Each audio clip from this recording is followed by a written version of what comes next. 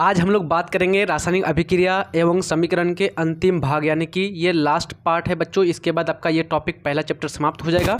इसके बाद हम लोग इसके VVI ऑब्जेक्टिव क्वेश्चन और उसके बाद शॉर्ट और लॉन्ग क्वेश्चन का भी सॉल्यूशन करेंगे, ठीक है। तो हम लोगों ने पहला और दूसरा पार्ट में क्या क्या पढ़ा था मैं थोड़ा सा धीरे धीरे आपको बता देता हूँ, ताकि आप लोग को एक क्या हो जाए, लिंक तैयार हो जाए बच्चों। तो सबसे पहले हम लोगों ने बात किया था रासायनिक अभिक्रिया के बारे में, फिर रासायनिक समीकरण और रासायनिक समीकरण के कितने प्रकार होते हैं। तो मैंने वहाँ पर बताया था आपका रासायनिक समीकरण के 2 प्रकार होते हैं मुख्य रूप से, एक संतुलित रासायनिक समीकरण और एक असंतुलित रासायनिक समीकरण, ठीक है। फिर उसके बाद मैंने कुछ तत्वों के नाम बताया था और उसके बाद फिर इन सारे तत्वों का क्या लैटिन नाम बताया था, और कुछ तत्वों के फिर मैंने परमाणु संख्या भी बताया था, क्योंकि बार बार आपके बोर्ड परीक्षा में पूछा जाता है। इस प्रकार से ये सब बहुत ही इंपॉर्टेंट है थोड़ा सा, ठीक है, ध्यान रखना है। और मैंने यहाँ पर बताया था कि जब भी किसी अम्ल को किसी धातु के साथ अभिक्रिया किया जाता है हमेशा हाइड्रोजन गैस निकलता है, और ये ऑब्जेक्टिव आपका बहुत बार पूछा हुआ है, यानी कि लगभग आपका 10 बार पूछा हुआ होगा कम से कम। ये सब बच्चों आपका जितना सारा रिएक्शन था, अभिक्रिया था, मैंने बता दिया था। संयोजन अभिक्रिया, अपघटन अभिक्रिया, वैद्युत रासायनिक अभिक्रिया, अवक्षेपण अभिक्रिया, उसके बाद प्रकाश रासायनिक अभिक्रिया क्या होता है, ऑक्सीकरण, अपकरण, ये सारा चीज़ आपका हो गया है बच्चों। किसी भी प्रकार की आप लोगों को यहाँ पर समस्या नहीं रही होगी। जो भी पहला और दूसरा पार्ट अच्छी तरह से कवर किया है तो उसको कहीं पर भी समझने में कोई परेशानी नहीं होगी बच्चों। द्वि विस्थापन, उसके बाद प्रकाश रासायनिक, फिर उसके बाद हम लोगों ने उदासीनीकरण, ये सारा चीज़ आप लोगों का क्लियर हो गया था बच्चों। तो आइए स्टार्ट करते हैं आज हम लोग आगे। ऑक्सीकारक, अपकारक, ये सब सारा पढ़ लिया था। अब हम लोग बात करेंगे बच्चों आज के टॉपिक में दहन के बारे में, ठीक है, यानी कि कंबशन, ठीक है। तो दहन सबसे पहले बात करते हैं। तो दहन किसको कहेंगे बच्चों, ये आपका 2 नंबर यहाँ में शॉर्ट क्वेश्चन में आपका आता है कि दहन किसे कहते हैं, एग्जाम्पल दीजिए। तो यहाँ पर क्या होगा, वह प्रक्रिया जिसमें क्या होगा, कोई पदार्थ जलेगा, जल करके उष्मा का निर्माण करेगा, उष्मा और फिर क्या बच्चों, प्रकाश उत्सर्जित करेगा, तो इसको बोलेंगे हम लोग दहन, ठीक है। वह प्रक्रिया जिसमें कोई पदार्थ जलकर उष्मा तथा प्रकाश उत्सर्जित करता है उसे दहन कहते हैं। CH4 किसको कहते हैं बच्चों, जल्दी कमेंट कीजिए आप लोग। CH4 आपका किसको कहते हैं, मीथेन को कहते हैं। तो CH4 को जलाने पर, तो दहन मीन्स होता है बच्चों जलाना, तो जलाना मीन्स किसी भी पदार्थ को उसको ऑक्सीजन के साथ अभिक्रिया कराना। तो CH4 यानी मीथेन को ऑक्सीजन के साथ जलाओ तो ऑक्सीजन के साथ अभिक्रिया करा दो, तो CH4 + O2 मिलके क्या बना देगा, CO2 यानी कार्बन डाइऑक्साइड गैस, और बन जाएगा H2O, और फिर बन जाएगा उष्मा और बन जाएगा प्रकाश। तो यहाँ पर उष्मा और प्रकाश का उत्सर्जन हो रहा है, इसलिए ये प्रक्रिया क्या कहलाएगा, आपका दहन कहलाएगा, ठीक है। आगे है कोयला, कार्बन किसका है बच्चों, कोयला को कार्बन के द्वारा दर्शाया जाता है, तो ये आपका हो गया कोयला। तो कोयला को जलाना मीन्स कार्बन को किसके साथ अभिक्रिया कराना, ऑक्सीजन के साथ। जब कार्बन यानी कोयला को ऑक्सीजन के साथ अभिक्रिया कराओगे तो क्या बन जाएगा, CO2 बनेगा, और उसके साथ साथ आप लोग देखते हैं ना प्रकाश उत्पन्न होता है जब भी किस कोयले को जलाया जाता है बच्चों। उसके बाद प्रकाश के साथ साथ क्या होता है, उष्मा भी निकलती है, हीट लगता है कि नहीं आप लोगों को। तब न चाय के दुकान पर जाते हैं तो कोयला के द्वारा वो लोग चाय तैयार करता है, तो वहाँ पर हीट भी होता है बच्चों और प्रकाश भी होती है। तो यहाँ पर दोनों चीज़ अगर हो गया, उष्मा और प्रकाश, तो यहाँ पर ये क्या होगा बच्चों, आपका दहन की प्रक्रिया होगी, तो ये आपका कहलाएगा दहन। आइए बात करते हैं अब हम लोग दहन के प्रकार के बारे में। तो मुख्य रूप से दहन जो है बच्चों आपका 4 प्रकार के होते हैं, ठीक है। एक होता है द्रुत दहन, एक होता है स्वतः दहन, एक होता है मंद दहन, और एक चौथा लास्ट होगा आपका विस्फोटक दहन। तो एक एक करके हम लोग बात करते हैं। द्रुत दहन, द्रुत किसको बोलते हैं बच्चों, आप लोग नोट डाउन कर लीजिएगा, मालूम नहीं है आप लोगों को। द्रुत एक हिंदी शब्द है, इसका मीनिंग होता है बहुत ही तीव्र, तेजी से, ठीक है, इसको बोलेंगे द्रुत दहन, ठीक है। तो वह दहन जो पर काफ़ी तीव्र गति से संपन्न होती है उसे द्रुत दहन कहते हैं, यानी कि बहुत ही तेज़ी से संपन्न हो जाएगी बच्चों अपने मन से फटाफट, तो उसको बोलेंगे हम लोग द्रुत दहन। तो सबसे पहले इसका एग्जाम्पल देख लेते हैं, जैसे मैग्नीशियम की फीता का जलना, जैसे फॉस्फोरस का जलना। ये लोग क्या होता है बच्चों, बहुत ही फास्टली जल जाता है। जब आप मैग्नीशियम का एक फीता लेंगे और उसके पास लेकर क्या आएंगे बच्चों, माचिस की तीली लेकर के आएंगे, तो तुरंत ये अचानक तुरंत ही जल जाएगा। उसी तरह से आपका फॉस्फोरस भी होता है, क्या बोलता है, बहुत ही जल्दी से जल जाएगा, तो इसको बोलेंगे द्रुत दहन, यानी कि बहुत तेज़ी से दहन होना। दूसरा आपका प्रकार है स्वतः दहन, यानी कि सेल्फ कंबशन। वह दहन जिसमें कोई पदार्थ स्वतः मीन्स होता है बच्चों अपने आप, यानी कि खुद से स्वतः जल उठता है, उसे स्वतः दहन कहते हैं। यानी कि कोई पदार्थ ऐसा होगा जो क्या होगा, खुद से ही जल उठेगा, उसको बोलेंगे स्वतः दहन। जैसे सोडियम का जलना। सोडियम एक ऐसा धातु है बच्चों जिसे कहाँ पर रखा जाता है, केरोसिन तेल में डुबा कर रखा जाता है। क्यों, क्योंकि अगर इसे वायु में खुला छोड़ा जाता है तो ये स्वतः ही जल जाता है, यानी कि खुद ही जल जाता है ऑक्सीजन के साथ अभिक्रिया करके, ठीक है। इसलिए इसको केरोसिन तेल में डुबाया जाता है। ये आपका 2 नंबरिया में बहुत बार पूछा हुआ है आपका क्वेश्चन, ठीक है। और सोडियम ही एक ऐसा धातु है जिसे चाकू से काटा जाता है। ये भी आपको याद रखना है, ये भी आपका 4-5 बार पूछा हुआ क्वेश्चन है ये।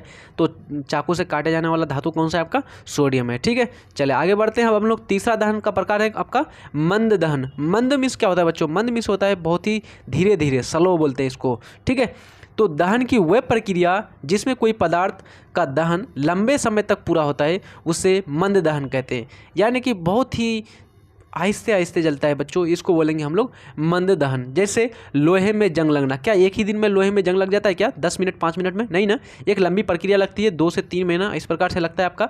जैसे भोजन का पचना, भोजन आप खाते तुरंत क्या लग जाता है क्या? नहीं ना, तुरंत नहीं पचता है, 6 से 7 घंटे का टाइम लगता है आपका पचने में सिर्फ।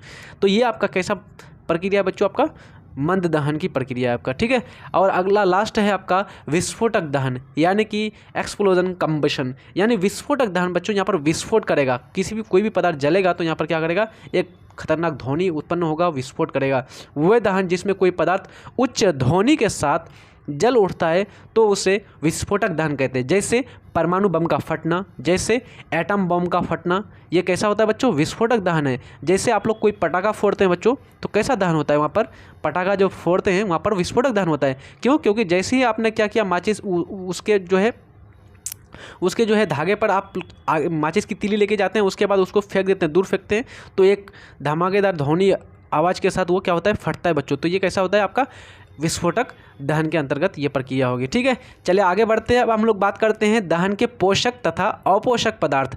अब पोषक पदार्थ और अपोषक पदार्थ क्या होता है बच्चों? तो आप लोग समझ लीजिए, पोषक पदार्थ यानी कि वह पदार्थ, जैसे हम लोग अगर कोई बोले मानव के लिए पोषक पदार्थ कौन सा है, तो वैसा पदार्थ होगा जो क्या करता है बच्चों? मानव के सेहत को, मानव के हेल्थ को क्या कहता है? प्रॉफिट, लाभ पहुंचाता है बच्चों, तो वो कहलाता है पोषक पदार्थ। और अपोषक, जिसके खाने से, जिसके उपयोग करने से क्या होता है बच्चों? मनुष्य का शरीर जो है अस्वस्थ हो जाता है, तो उसको बोलते हैं हम लोग अपोषक। उसी प्रकार से पोषक और अपोषक पदार्थ दहन की क्रिया में भी होगा। पोषक पदार्थ वो पदार्थ होगा जो कि क्या करेगा? दहन की क्रिया में मदद करेगा, दहन को जलने में सहायक होगा।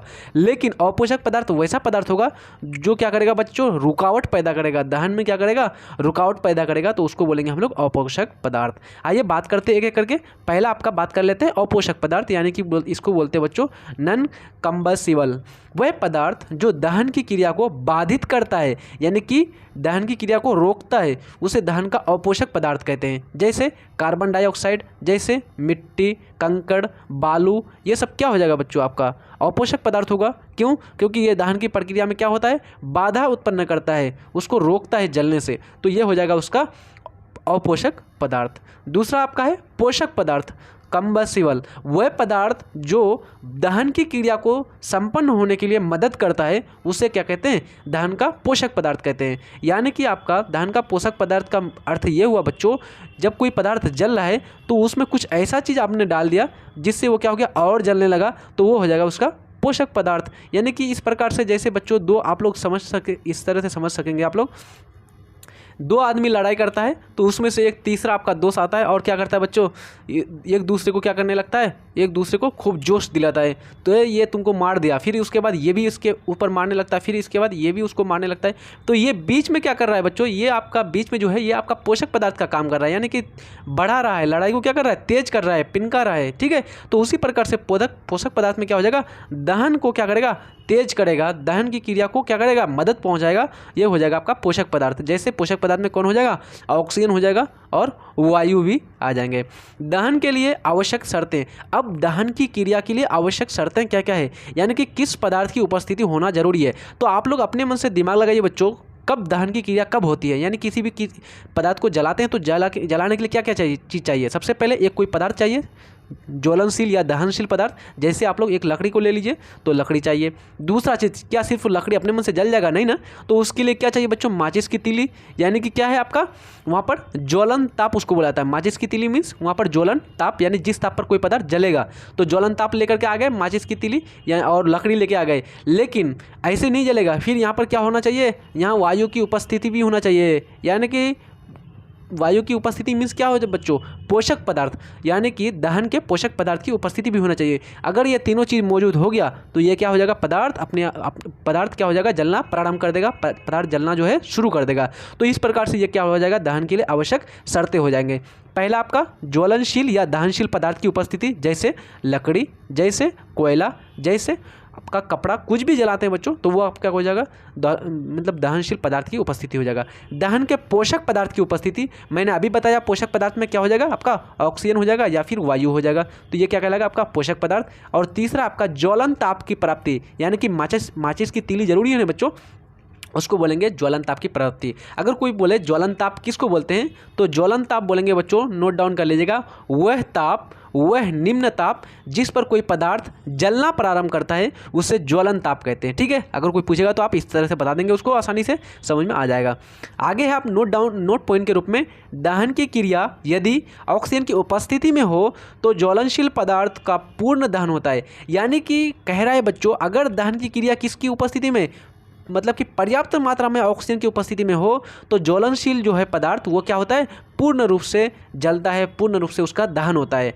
और कैसा दहन होता है, तो नीले रंग के साथ, नीले ज्वाला के साथ जलने लगता है तथा धुआं कैसा उत्पन्न करता है, बहुत ही कम मात्रा में धुआं उत्पन्न करता है। आप लोग आसानी से समझ लिए, जब ऑक्सीजन की मात्रा ज़्यादा, जब ऑक्सीजन की मात्रा पर्याप्त मात्रा होगी तो दहन कैसा होगा, दहन कैसा होगा, बहुत ही पूर्ण होगा। यानी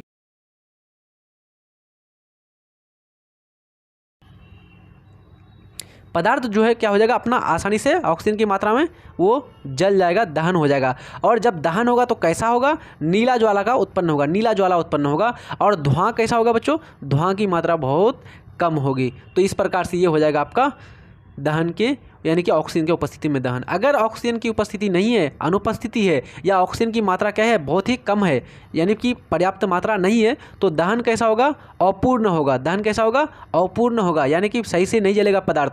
यानी जब आप लोग कभी ठंडी के समय में बच्चों आग तापने के लिए अगर जलाते हैं लकड़ी को, तो अगर वहाँ पर पर्याप्त मात्रा में आपका ऑक्सीजन नहीं रहती है या पर्याप्त मात्रा में नहीं होता है बच्चों, तो वो क्या होता है, धुआं के साथ जलने लगता है। तो आप वहाँ पर क्या करते हैं, अपने मुंह से आप फूंक मारने लगते हैं बच्चों। तो वहाँ पर क्या दे रहे हैं आप, वायु दे रहे हैं। वायु दे करके क्या कर रहे हैं आप, पोषक पदार्थ दे करके उसके जलाने का मतलब कि जला रहे हैं बच्चों उसको। तो यहाँ पर अपूर्ण दहन होता है। जब अपूर्ण दहन होगा तो धुआं क्या होगा, ज़्यादा होगा।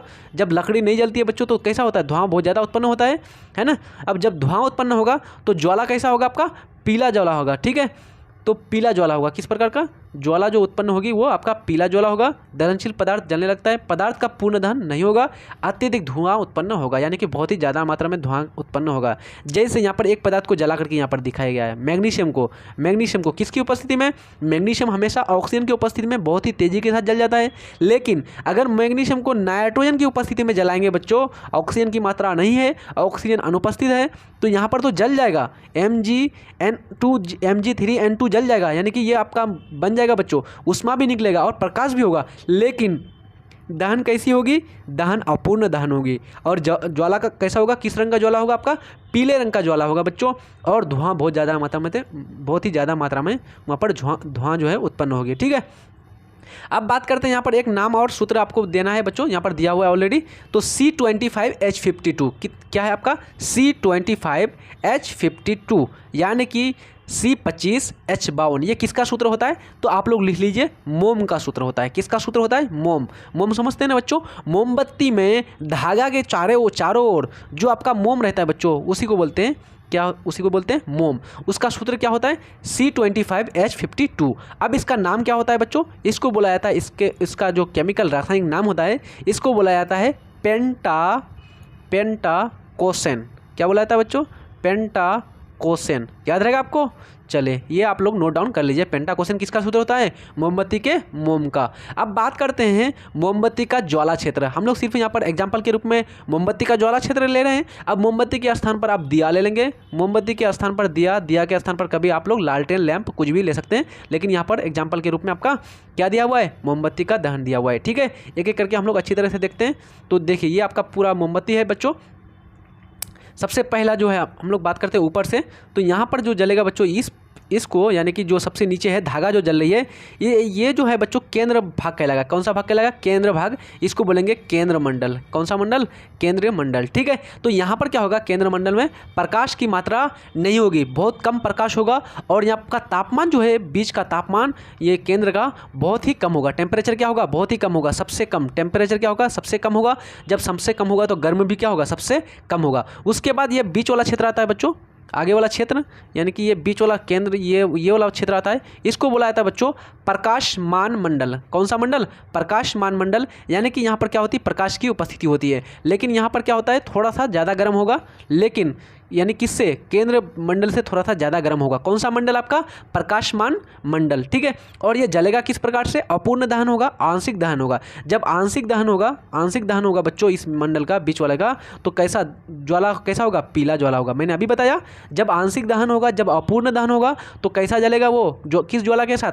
पीला ज्वाला के साथ जलेगा। लेकिन अब ये सबसे बाहर वाला जो क्षेत्र दिख रहा है बच्चों आपको नीले कलर का थोड़ा, ये कौन सा क्षेत्र है आपका? ये है प्रकाशहीन मंडल। यहाँ पर प्रकाश की उपस्थिति नहीं है, बहुत कम मात्रा में प्रकाश है, लेकिन यहाँ पर जो है ज्वाला क्या है बच्चों आपका? नीले रंग के साथ जल रहा है। यानी कि यहाँ पर पूर्ण दहन हो रहा है। बाहरी भाग में कौन सा दहन हो रहा है? पूर्ण दहन हो रहा है। पूर्ण दहन का बाह्य क्षेत्र। और टेम्परेचर क्या होगा? यहाँ पर बहुत ही ज़्यादा गर्म होगा। ये जो क्षेत्र है बहुत ही ज़्यादा गर्म होगा। टेम्परेचर कैसा होगा? हाई होगा बच्चों आपका। आया समझ में कुछ? देखिए अब यहाँ पर दिया हुआ है, तो ये देखिए ये भाग हो गया केंद्रीय मंडल। केंद्रीय मंडल कौन सा भाग? बिना जली मोमबत्ती का सबसे आंतरिक क्षेत्र, यानी कि बीच वाला भाग। और कैसा ये जलेगा? काला रंग के साथ जलेगा। और उसके बाद बच्चों मध्य वाला भाग जो होता है, मध्य वाला भाग, इसको क्या होता है? प्रकाशमान मंडल। यहाँ पर प्रकाश की उपस्थिति होगी, लेकिन अपूर्ण दहन होगा। किस ज्वाला के साथ? पीला ज्वाला के साथ जलेगा। और उसके बाद सबसे ऊपर वाला क्षेत्र क्या कहलाएगा आपका? प्रकाशहीन मंडल। यानी यह प्रकाश की उपस्थिति में नहीं होगी, लेकिन ये जलेगा किस ज्वाला के साथ? नीले ज्वाला के साथ जलेगा। टेम्परेचर कैसा होगा? ज़्यादा होगा, हाई होगा। और क्या होगा? ये क्षेत्र सबसे ज़्यादा गर्म होगा, सबसे ज़्यादा हीट आपको लगेगा यहीं पर। आया समझ में कुछ? चले आगे बढ़ते हैं। अब हम लोग यहाँ पर दिया हुआ है थोड़ा सा, पहले पढ़ लेते हैं। आप लोग नोट डाउन करते जाइएगा एक एक करके अपने कॉपी में, या स्क्रीनशॉट खींचते जाइएगा। पहला है आपका केंद्रीय मंडल। 3 जोन है बच्चों। केंद्रीय मंडल, सेंट्रल जोन, प्रकाशमान मंडल, ल्यूमिनस जोन, प्रकाशहीन मंडल, नॉन ल्यूमिनस जोन। तो केंद्र मंडल के बारे में बात करते हैं। ये मोमबत्ती की ज्वाला का आंतरिक भाग होता है। कैसा भाग होता है? ये आपका मोमबत्ती है इस प्रकार से, ये इस प्रकार से बच्चों। तो सबसे आंतरिक भाग ये जो है, ये क्या कहलाएगा आपका? केंद्रीय मंडल, सेंट्रल जोन कहलाएगा। ये मोमबत्ती का आंतरिक भाग होता है, जहाँ पर तापमान न्यूनतम तथा काला रंग का होता है। किस रंग का? काला रंग का। इस भाग को अध्ययन का क्षेत्र कहते हैं, यानी इस भाग को अध्ययन का क्षेत्र भी कहा जाता है। दूसरा है आपका प्रकाशमान मंडल। कैसा मंडल? प्रकाशमान मंडल। इसको ल्यूमिनस जोन कहते हैं। यह मोमबत्ती के ज्वाला का मध्य भाग होता है। यानी कि ये जो मोमबत्ती होती है बच्चों, इसके ज्वाला का मध्य वाला भाग जो होता है, ये क्या कहलाता है? आपका प्रकाशमान मंडल कहलाता है। यहाँ पर जो है, जिसमें केंद्रीय मंडल से अधिक तापमान होता है। तापमान कैसा होता है? थोड़ा केंद्रीय मंडल से अधिक होगा। और ज्वाला का रंग कैसा होगा? पीला होगा। और दहन कैसा होगा? अपूर्ण दहन होगा, आंशिक रूप से दहन होगा बच्चों, ठीक है। ये आप लोग लिख दीजिए। आगे है आपका प्रकाशहीन मंडल। तो प्रकाशहीन मंडल किसको बोलेंगे बच्चों? ये आपका मोमबत्ती का जो है सबसे बाहरी वाला क्षेत्र क्या कहलाएगा? आपका प्रकाशहीन मंडल कहलाएगा। यहाँ पर प्रकाश की उपस्थिति नहीं होगी, लेकिन टेम्परेचर जो है गर्म होगा, हाई होगा बच्चों। टेम्परेचर क्या होगा? हाई होगा, यानी कि सबसे गर्म क्षेत्र होगा। और यहाँ पर जो है दहन कैसा होगा? पूर्ण दहन होगा, यानी नीला ज्वाला के साथ जलेगा। ये मोमबत्ती के ज्वाला का सबसे बाहरी क्षेत्र और ऊपरी सतह होता है, जिसका रंग कैसा होता है? नीला। और ये ज्वाला का सबसे गर्म क्षेत्र होता है, ठीक है। आई थिंक यहाँ पर समझ में आ गया होगा मोमबत्ती का सारा चीज़, मोमबत्ती का ज्वाला क्षेत्र। आइए आप बात करते हैं हम लोग LPG और CNG के बारे में। सबसे पहले आप लोग फुल फॉर्म इसका लिख लीजिए, हो सकता है कि इसका फुल फॉर्म कभी आपको पूछ ले। तो आपका फुल फॉर्म आप लोग लीजिए, नोट डाउन कर लीजिए। LPG का होता है बच्चों लिक्विफाइड पेट्रोलियम गैस, लिख लीजिए लिक्विफाइड पेट्रोलियम गैस। और CNG का लिखिए कंप्रेस्ड नेचुरल गैस। क्या हो बच्चों? कंप्रेस्ड नेचुरल गैस, ठीक है। आइए बात करते हैं सबसे पहले LPG के बारे में, उसके बाद CNG के बारे में बात करेंगे। LPG petroleum gas, ethane, propane तथा ब्यूटेन का क्या है? मिश्रण है। यानी जो LPG होती है बच्चों, ये आपका बहुत ही इंपॉर्टेंट प्रश्न है बच्चों। LPG जो है, LPG इसमें कौन कौन सा घटक होता है? एक होता है इथेन। एथेन का क्या होता है? C2H6 plus propane C3H8 plus butane C4H10। ये आपका मिला हुआ रहता है बच्चों। ये आपका जो है तीनों घटक इसमें मिला हुआ रहता है। किसमें? LPG में। अगर आपको पूछे सबसे ज़्यादा मात्रा में कौन सा रहता है, तो सबसे ज़्यादा मात्रा में आपका ब्यूटेन रहता है। आपका कभी कभार क्वेश्चन आता है बच्चों कि LPG का मुख्य घटक कौन सा है? मुख्य घटक कौन सा है? ऑप्शन दे देगा मीथेन, प्रोपेन, ब्यूटेन, इथेन। तो कौन सा हो जाएगा? वहाँ पर आपका ब्यूटेन मारना है। लेकिन अगर आपको दे देगा एथेन, प्रोपेन, ब्यूटेन, इनमें से सभी, तो उसमें मारना है आपको इनमें से सभी। आया समझ में बच्चों? चले, जिसका उपयोग लोहे के सिलेंडरों द्वारा रसोई घरों में किया जाता है। यानी कि एलपीजी का उपयोग कहाँ पर करते हैं बच्चों? सबको ही करते हैं, सबके घर पर होगा आई थिंक एलपीजी गैस, है ना। तो वहाँ पर वो एलपीजी में क्या रहता है आपका? यही सारा चीज़ रहता है, एथेन, प्रोपेन, ब्यूटेन, ठीक है। वास्तव में ये गैस कैसा होता है? गंधहीन होता है, यानी कि इसमें कोई किसी भी प्रकार की गंध नहीं होती है बच्चों। आप अगर इस गैस को खोल देंगे तो वहाँ पर क्या होगा? कोई भी गैस मतलब कि गंध नहीं होगा। लेकिन क्या किया जाता है, इन गैसों में एक अलग प्रकार से गंध का पता चले, उसके लिए उसमें इथाइल मरकैप्टेन मिलाया जाता है, C2H5SH। लिख लीजिए बच्चों, बहुत ही इंपॉर्टेंट है ये, आपका ऑलरेडी पूछा हुआ क्वेश्चन है, बहुत ही इंपॉर्टेंट है, जल्दी लिख लीजिए। C2H5SH किसका सूत्र होता है? एथाइल मरकैप्टेन। आपको क्वेश्चन पूछा जाता है बच्चों ऑब्जेक्टिव के रूप में, एलपीजी के सिलेंडर में गंध के लिए कौन सा गैस मिलाया जाता है? तो आपको बोलना चाहिए एथाइल मरकैप्टेन, जिसका सूत्र होता है C2H5SH, ठीक है। जिससे क्या पता चलता है? गैस के रिसाव का पता चलता है। यहाँ पर आपका गैस का सिलेंडर है बच्चों आपका रखा हुआ, और आप यहाँ पर दूर में बैठे हुए रहते हैं। अगर ये गैस लीक कर रही है तो तुरंत आपको पता चल जाता है। क्यों पता चल जाता है? क्योंकि वहाँ पर एक गंध का पता चलने के लिए क्या मिलाया जाता है उसमें? एथाइल मरकैप्टेन C2H5SH मिलाया जाता है। आया समझ में सारा चीज़? अब बात करते हैं CNG के बारे में। तो सबसे पहले इसका फुल फॉर्म हो गया कंप्रेस्ड नेचुरल गैस। अब बात करते हैं CNG जो है ये किसका मतलब कि किस से मिलकर बना था, किस गैस का? तो ये होता है बच्चों मीथेन। जल्दी नोट कर लीजिए, ये आपका ऑब्जेक्टिव पूछा हुआ है। मीथेन किसका बना होता है बच्चों? मीथेन का सूत्र क्या होता है? CH4। आया समझ में कुछ? संपीड़ित प्राकृतिक गैस का उपयोग गाड़ियों तथा वाहनों में किया जाता है। अभी जो है बच्चों CNG आपका निकल गया है ना। शहरों में तो ज़्यादातर देखा जाता है बच्चों आपका CNG से चलने वाली जो है आपका ऑटो निकल गई है, बसें निकल गई है बच्चों। इससे मतलब कि वाहनें निकल गई है, क्योंकि इसके दहन से काफ़ी कम मात्रा में क्या होता है? वायु प्रदूषण होता है। क्योंकि प्रदूषण बहुत ज़्यादा मात्रा में बढ़ गई है बच्चों, इसलिए इसको रोकने के लिए, इसको कम करने के लिए क्या किया गया? CNG वाले वाहनों का प्रयोग बढ़ाने लगा है, ठीक है। सरकार का कदम यहाँ पर है बच्चों, यह बहुत ही अच्छा पहल है इसका। चलिए आगे बढ़ते हैं। अब हम लोग यहाँ पर चैप्टर आपका समाप्त हो रहा है, तो यहाँ पर कुछ आपका लास्ट में कुछ नाम, कुछ सूत्र, कुछ यहाँ पर जो है आपका अभिक्रियाएं दे दिया हुआ है, ताकि आपका क्वेश्चन आपका कुछ भी न छूटे। तो यहाँ पर दिया हुआ H2SO4, इसको गंधक अम्ल बोला जाता है। इसी को आपका सल्फ्यूरिक अम्ल भी बोला जाता है। कौन सा अम्ल बच्चों? आपका सल्फ्यूरिक अम्ल, ठीक है, लिख लेंगे आप लोग। गंधक अम्ल, सल्फ्यूरिक अम्ल बोला जाता है। HNO3 इसको नाइट्रिक अम्ल बुलाया जाता है बच्चों। कौन सा अम्ल? नाइट्रिक अम्ल। उसके बाद है H3PO4 फॉस्फोरिक अम्ल, याद रहेगा। ये आपका जो है चारों सूत्र आप लोग को याद रख लेना है। H2CO3 कार्बनिक अम्ल। उसके बाद एक और एक्स्ट्रा लिख लीजिए HCl हाइड्रोक्लोरिक अम्ल। आया समझ में बच्चों? ये सारा 5 आपको अम्ल याद रखना है अच्छी तरह से। आगे बढ़ते हैं अब हम लोग धातु प्लस, अब यहाँ पर कुछ अभिक्रियाएं दिया हुआ है, क्योंकि ये चैप्टर आपका अभिक्रिया से संबंधित था, इसलिए धातु प्लस अम्ल लवण और हाइड्रोजन गैस बनेगा। मैंने पहले बता दिया है आपको कि जब भी आप सोए तो आपको नींद में भी आना चाहिए। धातु और अम्ल को अगर मिला दिए तो तुरंत हाइड्रोजन गैस बन जाएगा। आया समझ में बच्चों? तो यहाँ पर हो जाएगा आपका धातु प्लस अम्ल, लवण और जल। जैसे जिंक किसके साथ अभिक्रिया कर रहा है? गंधक अम्ल H2SO4 के साथ, तो क्या बना रहा है? जिंक सल्फेट और कौन सा गैस? Hydrogen gas. यहाँ पर भी क्या बन रहा है आपका? Hydrogen gas. आया समझ में? तो जब भी धातु अम्ल के साथ अभिक्रिया करता है तो कौन सा गैस बनता है? Hydrogen gas. ये आपका ऑब्जेक्टिव में 2 से 3 बार पूछा हुआ है ऑलरेडी। धातुक ऑक्साइड और क्षार, यानी धातुक ऑक्साइड और अम्ल के साथ अभिक्रिया। तो जब धातुक ऑक्साइड मतलब बच्चों धातु के साथ कोई भी ऑक्सीजन, तो जैसे सोडियम एक धातु है, इसके साथ ऑक्सीजन मिला दिए तो Na2O सोडियम ऑक्साइड। तो सोडियम ऑक्साइड को जब अम्ल के साथ अभिक्रिया कराया जाता है तो क्या बनता है? लवण और जल बनता है। लवण और जल बनता है। जैसे सोडियम Na2CO, ये यहाँ पर जो है बच्चों मिस हो गया है, Na2O सोडियम ऑक्साइड, ठीक है बच्चों, वहाँ पर कार्बन नहीं होगा। तो Na2O ये मिलेगा किसके साथ? HCl के साथ, तो बनेगा NaCl साधारण नमक और H2O यानी जल। उसी प्रकार से कैल्शियम ऑक्साइड CaO और किसके साथ अभिक्रिया कर रहा है? गंधक अम्ल H2SO4 के साथ, तो क्या बनेगा आपका? CaSO4 कैल्शियम सल्फेट और बनेगा जल। उसी प्रकार से ZNO मिलेगा गंधक अम्ल H2SO4 के साथ, तो बनेगा जिंक सल्फेट और जल। आसानी से समझ में आ गया ये सब। आगे बढ़ते हैं।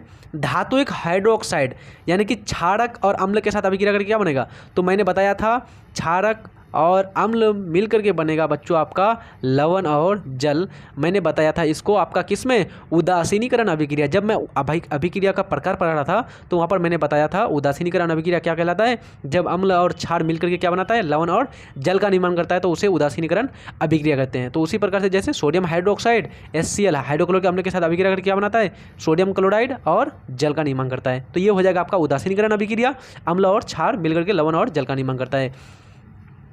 आगे है धातु के कार्बोनेट अम्ल के साथ अभिक्रिया, यानी कि धातु का कोई भी कार्बोनेट ले लीजिए, जैसे कैल्शियम कार्बोनेट CaCO3। इसका सारा नाम आप लोग कमेंट बॉक्स में कमेंट कीजिए बच्चों, CaCO3 किसका सूत्र होता है, ठीक है। Na2, अब हम लोग एग्जांपल लेते हैं, तो CaCO3 को जब अम्ल के साथ अभिक्रिया करेंगे, जैसे HCl के साथ अभिक्रिया करा दिए, तो क्या बनेगा, तो यहाँ पर बनेगा बच्चों आपका मुख्य रूप से लवण, कार्बन डाइऑक्साइड गैस और जल। कैसे, तो ये Ca जो होता है प्लस और CO3 हो जाता है माइनस, H होता है प्लस और Cl हो जाएगा माइनस। तो ये माइनस वाला चीज़ जुड़ जाएगा किसके साथ, प्लस के साथ, और ये वाला जुड़ जाएगा इसके साथ। तो यहाँ बन जाएगा बच्चों CaCl2, सबसे पहले बनेगा क्या, CaCl2, ये हो गया लवण, कैल्शियम क्लोराइड, और ये H और ये CO2 से एक ऑक्सीजन को ले लेगा, तो H2O यानी कि बन जाएगा जल, और उसके बाद बन जाएगा बच्चों आपका CO2 कार्बन डाइऑक्साइड गैस। तो देखिए यहाँ पर CaCO3 किसके साथ, HCl के साथ, तो क्या बना रहा है, कैल्शियम क्लोराइड, कार्बन डाइऑक्साइड और जल का निर्माण कर रहा है। उसी प्रकार से यहाँ पर सोडियम कार्बोनेट HCl के साथ अभिक्रिया करके क्या बना रहा है, सोडियम क्लोराइड, साधारण नमक, कार्बन डाइऑक्साइड और जल। यानी आप लोगों को याद रखना है, जब भी धातु के कार्बोनेट के साथ अम्ल की अभिक्रिया होती है तो हमेशा कार्बन डाइऑक्साइड गैस और जल का निर्माण होता है बच्चों। किसका निर्माण होता है, कार्बन डाइऑक्साइड गैस और जल का निर्माण होता है। आया समझ में। आगे बढ़ते हैं अब, धातु के कार्बोनेट पर ताप का प्रभाव, यानी कि कोई भी धातु का कार्बोनेट है उस पर ताप का प्रभाव, यानी कि जब हीट करेंगे उसको, जैसे CaCO3 बच्चों सूत्र होता है आपका संगमरमर का, चूना पत्थर का, इसी को बोलते हैं चाक, खड़िया, कैल्शियम कार्बोनेट, ठीक है। ये सबका सूत्र क्या होता है, CaCO3 बहुत बार आपका ऑब्जेक्टिव के रूप में पूछा हुआ है। तो CaCO3 को जब गर्म किया जाता है बच्चों, हीट किया जाता है, हीट का जो सिंबल होता है बच्चों, संकेत इस तरह दिया जाता है, ठीक है। जब हीट किया जाता है तो ये टूट जाता है दो भागों में। कितने भागों में, दो भागों में, एक होता है कैल्शियम ऑक्साइड और एक होता है कार्बन डाइऑक्साइड। उसी तरह से जिंक कार्बोनेट ZnCO3 को तोड़ेंगे आप तो बन जाएगा जिंक ऑक्साइड और कार्बन डाइऑक्साइड। आया समझ में। आगे है धातु के बाइकार्बोनेट पर ताप का प्रभाव। जब धातु के किसको तोड़ा जाता है, बाइकार्बोनेट का सूत्र होता है बच्चों HCO3। क्या होता है, HCO3, कार्बोनेट का क्या होता है CO3 और बाइकार्बोनेट का SCO3। याद रहेगा आपको, जब SCO3 यानी कि किसी भी धातु के साथ धातु के बाइकार्बोनेट पर ताप का प्रभाव देंगे तो क्या होगा, तो वो टूटेगा। क्या टूटेगा, किसमें, सबसे पहले वो धातु का कार्बोनेट बनेगा, कार्बन डाइऑक्साइड गैस बनेगा और जल बनेगा। उसी प्रकार से यहाँ पर दिया हुआ है, तो यहाँ पर भी क्या बन रहा है, कार्बोनेट बन रहा है, कार्बन डाइऑक्साइड बन रहा है और जल बन रहा है, ठीक है बच्चों। सारा चीज़ आप लोगों को आसानी से समझ में आ गया होगा, किसी भी प्रकार की कहीं पर समस्या नहीं है। अगर समस्या है आप लोगों को तो जल्दी कमेंट बॉक्स में कमेंट कीजिए बच्चों। नए हैं अगर आप लोग चैनल में तो सब्सक्राइब कर दीजिए प्लीज़, अपने दोस्तों को शेयर कर दीजिए बच्चों। शेयर करने से जो है अपने फ्रेंड को जब आप लोगों का लाभ होगा बच्चों, तो अपने को क्या मिलती है, संतुष्टि मिलती है, ताकि देश का प्रत्येक बच्चा, प्रत्येक स्टूडेंट, प्रत्येक जो है आदमी बच्चों क्या हो, देश का आगे बढ़े, है ना, अपने फ्यूचर, अपने एम को प्राप्त कर सके। इसलिए आप लोग लाइक भी कर दीजिए बच्चों, ताकि हम लोग आप लोगों के लिए इसी प्रकार से अच्छा मटेरियल और अच्छा से समझाने का प्रयास कर सकें आप लोगों के लिए। तो मिलते हैं नेक्स्ट वीडियो में, तब तक के लिए जय हिंद, धन्यवाद।